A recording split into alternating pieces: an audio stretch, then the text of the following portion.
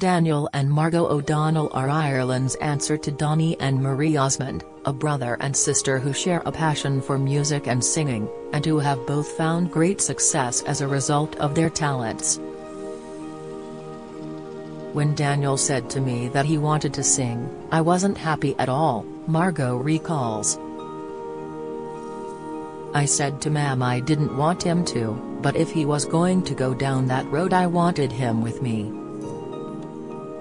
At least I could look out for him. And look out for him she did. Daniel's career went from strength to strength, with hit songs dominating the Irish charts before he hit the big time in the UK in 1992 with I Just Want to Dance With You. Since then Daniel, who's been married to Miella McLennan for nearly 20 years, has been awarded an honorary MBE, won countless awards and even won some new fans after competing in 2015's series of Strictly Come Dancing. But it's not all been plain sailing for the siblings. Losing their father when he was 49, battling alcohol addictions and career difficulties and, most recently, the loss of their mother have put strains on their relationship. Here, Margo and Daniel talk about their career highs and lows and why they'll always be proud of each other. Margo, what's your first memory of Daniel? Margo, the day he was born on December 12, 1961, in Dunglow Hospital, which was only 6 miles from us. Dad, who was working in Scotland at the time, was home for Christmas and he took myself, my brother John and my sister Kathleen to see our new baby. I was 10 years old and thought of him as my own doll, so I was delighted when Mam said I could help to look after him. I liked that responsibility and down through the years I knew there was something very special about that baby. There is still something special about the man he grew into. I remember thinking he brought us together because his birth brought Dad home early for Christmas, and I loved having him home with us. It's unusual for two people from one family to have dominated the Irish music scene for so long. Daniel, you need to have the talent, but you have to have luck too.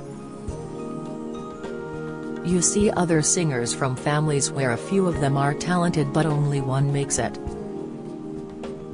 Margo, one morning I was coming in from a dance when Daniel said to me, "God, Margaret, I could never do what you're doing." I didn't want him to because I had a very rough ride, not in the music side but more to do with the business side. Then when Daniel said to me years later that he wanted to sing, I wasn't happy at all. I said to Mam I didn't want him to, but if he was going to go down that road I wanted him with me. At least I could look out for him. The industry, left such a horrible mess in my life that I was afraid for him. Now I don't have to be afraid for myself anymore because I came out the other end. I have huge pride in Daniel, both as a singer and as a man, and nobody can ever take that away. I wish a lot of men had a tenth of what he has because his principles are outstanding. Daniel, will you stop making me out to be a saint? What is it that makes Daniel that way, Margo? Margo, Daniel isn't all about the music. I brought it as far as I could. I took a drink and went down that dark road. Am I sorry? No, I'm not sorry, because I came out of it a better person. Daniel is different, he takes things more in his stride, he always has time to stop and talk and care. That comes from the best of our father and our mother because Mammy would talk to anybody. She was fabulous, she could read people and Daniel has her warmth too. Daniel, I was very lucky with the people I met. Mick Clerkin from the record company introduced me to Sean Riley, who was my manager for 30 years. Even though Sean was in the business side of things, he wasn't a ruthless manager. Margaret didn't have someone like that. That was a big part of how smooth my ride was. My current manager Kieran Kavanagh is just the same. We have a great relationship. He sees me as a person first and a performer second. There was nearly 20 years of a difference from when I started to when Margaret did. I had a new road and it's easier to reach your destination on a good road. It was a lot bumpier when Margaret started. Margo, at the height of my career, there were halls that wouldn't play me because I was a woman. Then I started singing in halls around those bigger ones that turned me down until eventually they had to take me. As the years went on, and I became friendly with female country singers in America, I learned they went through the same thing. Daniel, it seems like you were very close to your mother. Daniel, my mother was the only one at home with me for a long time. Their brother, James, left when he was 13. My mother's cousin was a chef in Dublin and James was great at cooking, so he went away to train. Their sister, Kathleen, was working in Edinburgh and their eldest brother, John, was driving Margaret, so we were on our own, Mammy and me. We were very close. You speak so lovingly of your mother, Julia, who died 7 years ago aged 96. Neither of you have children. Do you think of your music as your legacy? Margo, it could be. My biggest regret is not having children. I would have loved them, and maybe that's why I wish I was younger so I could have a child on my own without being married now. In my time you couldn't do that.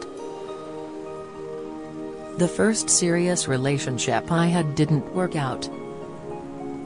He disappeared out of my life and I never saw him again until he was married. We have both made peace with it since, and his wife knows about it too. My heart was broken, and that's part of the reason I went down the road of taking a drink. I wasn't being treated fairly from the business side of things either. There was a lot of pain that I had to get rid of, and I had to work through it all. Daniel, it's fantastic to be where she is compared to where she was. I was luckier, even though I don't have children. I'm not Siobhan and Michael's father, Mayella's children, and would never try to be, but Siobhan has 2 wee ones and they are just like grandchildren to me. Daniel, are you proud of Margo? Daniel, irrespective of Margaret's music, which has brought a great deal of pleasure to people, being able to overcome all of the negativity in her life may have helped people even more. With her opening up about her problems with drink and getting help, she could help others to do the same. Margaret has had great achievements in the music business, but her real success to me is what she came through. The fact that she came through adversity and is content and happy is a fantastic achievement. That has to be more important than any song she ever sang. You are both spiritual people. How important is your faith? Margo, very important. I carry a little miniature statue of Italian Saint Padre Pio and it comes everywhere with me. I take great comfort in it. Daniel, yes, it is very important, although neither of us ever talk about it unless we're asked. I never went on stage to Bible bash, nor did I avoid my faith. I didn't realize the importance of Mass until I started traveling. I realized that it didn't matter to anybody whether I went or not. I was going because I wanted to. Have there ever been times when your faith was challenged? Margo: No, I never felt my faith was challenged.